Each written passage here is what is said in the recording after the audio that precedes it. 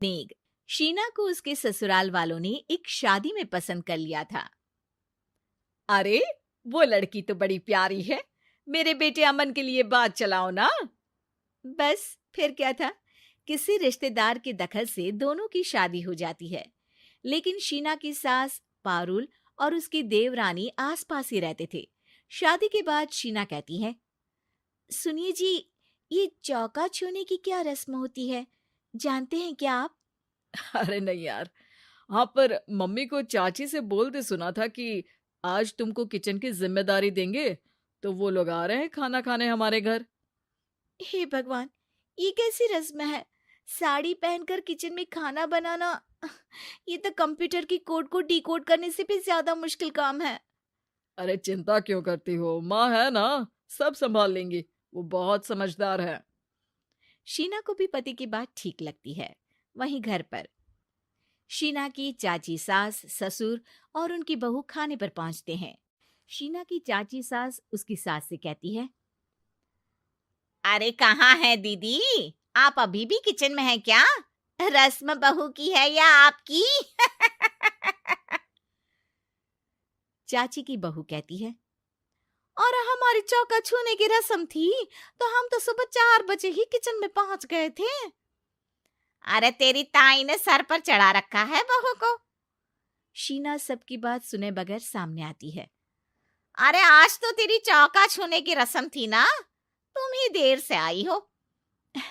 वो चाची, मुझे ना साड़ी बांधने में देर हो गई।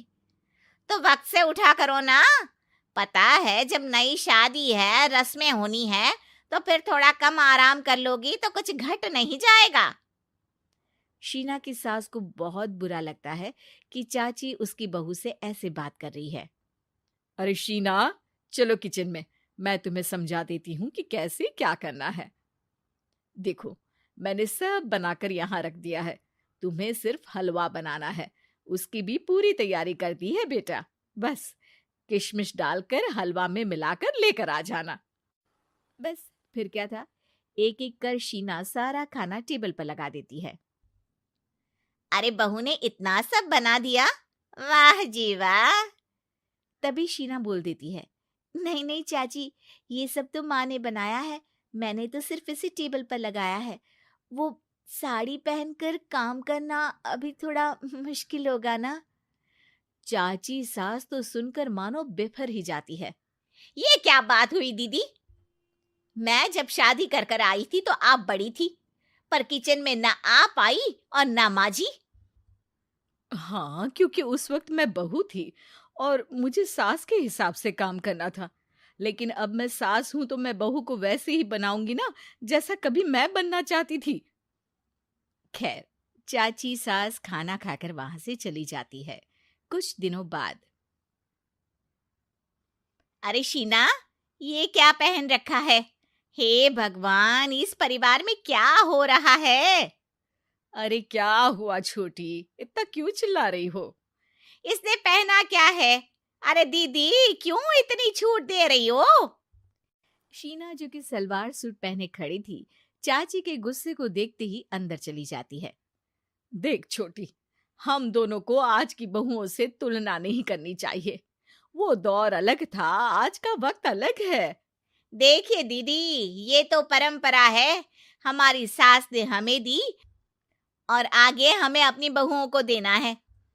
ये क्या लगा रखा है आपने? आप तो पूरी संस्कृति ही खराब कर रही हैं। ये बोलकर चाची सास वहां से चली जाती हैं। शीना की सास चाची की बात से परेशान होकर रोने लगती है। तभी उसका पति वहां आ जाता है। अरे क्या हुआ भाग्यवान, फिर तुम्हारी देवरानी तुमको ताने देकर चली गई है क्या? हाँ, पता नहीं मैं ठीक कर रही हूँ कि नहीं, पर मुझे तो बहू के सूट पहनने में कुछ गलत नहीं लगता। अरे लोगों की बहुएं तो न जाने क्या क्या पहनकर घूम रही हैं। मैं तो उसे भी बुरा नहीं मानती। ये क्या मेरी गलती है? अरे नहीं, बिल्कुल नहीं। अपने किए फैसले का सम्मान करो। ठीक है सब। कुछ दिन निकल जाते हैं। फिर आता है शीना का पहला करवा चौथ। अरे शीना बेटा, यह त्योहार हमारे घर में बहुत मायने रखता है। तुम शाम की पूजा के लिए अच्छे से तैयार हो जाना। और सुनो, चाची सास और उनकी बहू भी यहाँ आएंगी पूजा के लिए, तो खाना भी बनाना है, वो मैं बना लेती हूँ। तुम बस आज के दिन साड़ी पहनना बेटा। शीना समझ नहीं पाती है कि चाची सास के आने पर उसकी सास उसे साड़ी पहनने को क्यों बोलती है। नहीं नहीं माँ जी, मैं सारा खाना बना लूंगी, आप उसकी चिंता ना करिए, अब तो मैंने सब कुछ सीख लिया है। शीना की सास उसकी बात पर खुश हो जाती है। छोटी को पता न चले कि मेरी बहू घर में सूट पहनती है, तो मैंने आज साड़ी पहनने को बोल दिया। क्यों लोगों को बिना वजह बात बनाने का मौका दें। शाम को सब पूजा पाठ करके बैठे होते हैं कि चाची सास की बहू चाची सास से कहती है, माँ जी, आज के दिन तो आप लोगों के घर बहुओं को नेक दिया जाता है ना। हाँ हाँ बहू, बोलना, तुझे तेरी सास से क्या चाहिए। हाँ शीना बेटा, तू भी बता दे कि तुझे क्या चाहिए। मम्मी जी, मुझे ना आपका वो रानी हार चाहिए जो आपने अभी पहना है। चाची सास थोड़ा हिचकिचाते हुए कहती है, हाँ हाँ हाँ, ले लेना, सब तेरा ही तो है। तुझे कौन सा हार चाहिए बहू?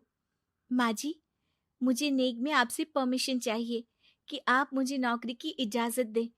आप तो जानती हैं कि मैं और ये एक ही कॉलेज में एक ही क्लास में साथ में थे, लेकिन आज वो कहाँ है और मैं कहाँ। वाह जी वाह, ये भी सुनना बाकी रह गया था। इस खानदान की बहू नौकरी करने बाहर जाएगी। और मैं भी तो इंटर पास हूँ, पूरे 2nd डिवीजन, लेकिन कभी मजाल है कि नौकरी की बात की हो। पर दीदी, मैंने MBA किया है, वो भी बड़े संस्थान से। तभी शीना का पति और ससुर भी वहां आ जाते हैं। देखो बेटा, मैं वही सोच रहा था कि तुम नौकरी करने के लिए क्यों नहीं बोल रही हो। मुझे लगा शायद तुम नौकरी करना नहीं चाहती हो। नहीं पापा, वो तो हमेशा से ही कुछ नाम कमाना चाहती है। अपने माता पिता को भी इसने कहा था कि वो आप लोगों को अपनी तरह से समझ लेगी। सास को शांत दिखकर शीना कहती है, मम्मी जी, मैं वादा करती हूँ, घर का सारा काम करके ही ऑफिस जाऊंगी। खाना पीना किसी भी चीज के लिए घर वालों को परेशानी नहीं होने दूंगी। वक्त से पहले उठूंगी और काम वाली को भी हटवा दूंगी। शीना की बात सुनकर सास हंस पड़ती है। अरे शीना, ये ज्यादा हो गया हाँ। बिल्कुल काम करो बेटा, पढ़ी लिखी हो, नौकरी में अच्छा कर सकती हो। जरूर बेटा, दिया तुम्हें तुम्हारा नेग। हाँ, पुरानी परंपरा जरूरी नहीं कि अच्छी ही हो, कभी कभी बदलाव लाना भी जरूरी होता है, जिसे देर से ही सही लेकिन समाज अपना ही लेता है।